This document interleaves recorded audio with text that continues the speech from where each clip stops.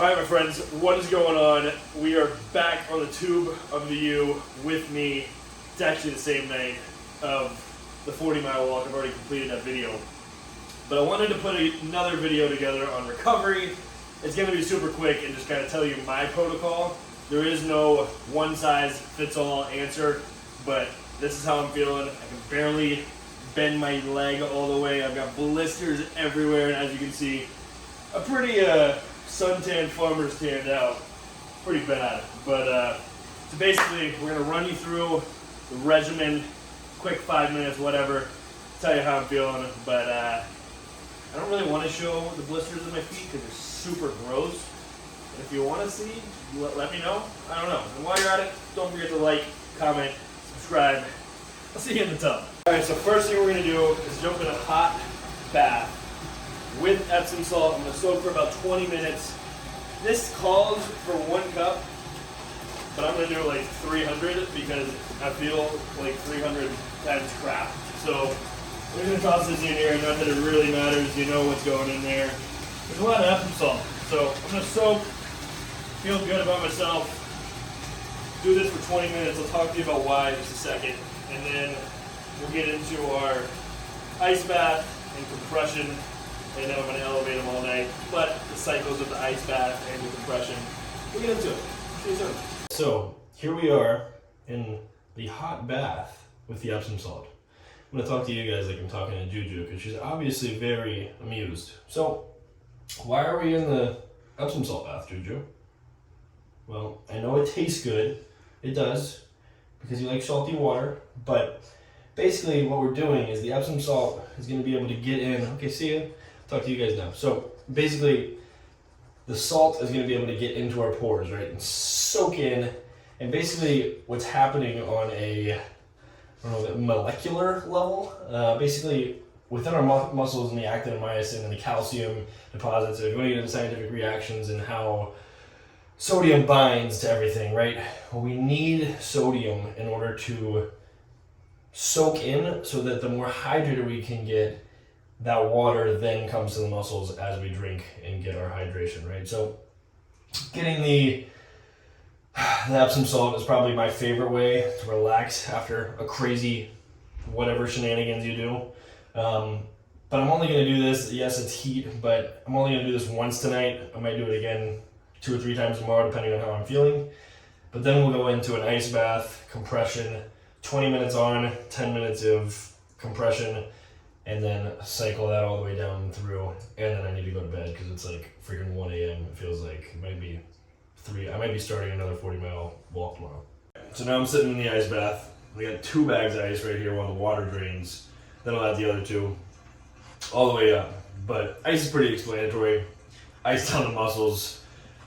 We want to try to put those things back, kind of like shock them to where they came from, right? So shrink them down, get them feeling right, and we'll loosen them up with some compression, which is just going to pump the blood back in there. And also I got my protein smoothie because my glycogen levels are probably super low, even though I did have like 77 Clif bars.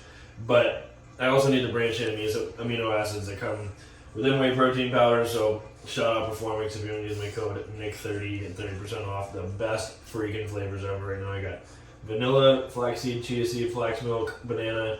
I'm looking at it as if there's actually I can see it. And peanut butter. So little blip right there, some ice, and then we'll go into our compression. Alright, so the last piece of this recovery that I love is the compression boots. Normally the Normatex, the Therabodies. I have the Therabody Recovery Airs because they're easy, super lightweight. I'm not sponsored by them. They did send me these, but they're freaking incredible. A long day on your feet, even if you just work on your feet all day. It's not specifically just for athletes, but basically it's compression and it works like a squeegee. So I have my feet elevated. After I've done my ice bath, I'm going to rotate from the ice bath to these compression, which also kind of acts like heat because you're not, really, but they're insulated just because of the compression, and you'll see what they look like. But after that as well, like I am basically, like I'm pumping the circulation. That's what the mechanism for like recovery is. I'm pumping the blood circulation even more into capillaries and getting blood flow in places that probably wouldn't even when walking 40 miles, right? So that causes for, the blood oxygenation to help with the recovery process, yada, yada, yada. I could get really nerdy on it, but I'm just showing you what I do and kind of a little background about it. Don't quote me, I'm not a scientist, but I did study this stuff for quite a while. So I'll show you what these look like right here. So as you can see, they look like a goalie's hockey suit in a way, and they fill up from the toes all the way down like a squeegee. So they're pushing the blood up towards me, which is different than most compression massages, right? So it's a really crazy way to get a recovery process in. It feels super good. You can adjust the level, and yeah, I'm just showing you guys, but that's it. Also, one thing random, but people in this situation love to take ibuprofen. I don't take ibuprofen. Strongly against it. There's a lot of research, kind of controversial, but the way that it basically takes the good bacteria in your gut and throws it all into different places. Then you're depleted in your gut, and now you're screwed. And it's a whole process of energy depletion and the good stuff in your microbiome, right? So I don't know. I'm not the biggest fan of ibuprofen. If there's other ways you can get around it, I find myself feeling like crap if I take it for a certain amount of time. You may too. Maybe you don't really notice it, or you feel like crap, but you don't really know why, and it's like, oh, maybe I was taking ibuprofen for everything, right? Like, I used to do it too, like baseball all the time, but now that I'm like into it, I'm like, no to ibuprofen. All right, my friends, day 2, the next day. Last night I was able to sleep, definitely tossing and turning, moaning and groaning a little bit, but for the most part, I feel pretty good. Definitely hurts to walk. But I'm going to go into a little recovery process today, talk to you about cortisol, testosterone, based on the kind of activities I was doing, and now what needs to happen to get my body back to where it needs to be so I can be dancing on the dance floor at the wedding I'm going to next week in Nashville. All right, the first thing that we got on the agenda today is a cold pool. So I'm lucky enough that I have a friend here in Newport Beach. Shout out Danny. He's got a cold pool at 33 degrees, which is going to absolutely obliterate me. I'm going to try to stay in there for 5 sets of 2 minutes. So take 2 minutes, 1 minute off, maybe 2 minutes. We'll see. We'll see how I'm feeling. But I'll walk you in there. We'll go check this thing out and get iced out.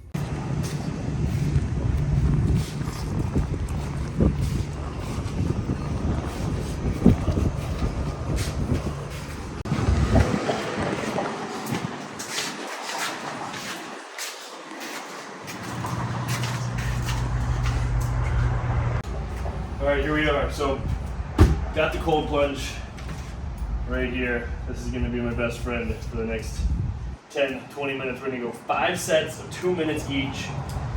Do our 2 minutes, take a 2-minute rest, set 2 or 1 minute. We'll see. But it's freezing. It's 33 degrees. So let's do it. All right, I'm on set number 2. Just rinsed off in the shower. Can't really feel my toes. It's pretty freaking cold. It is 33 degrees. Oh, yeah. Just got to get to the point where it's numb. That was a struggle.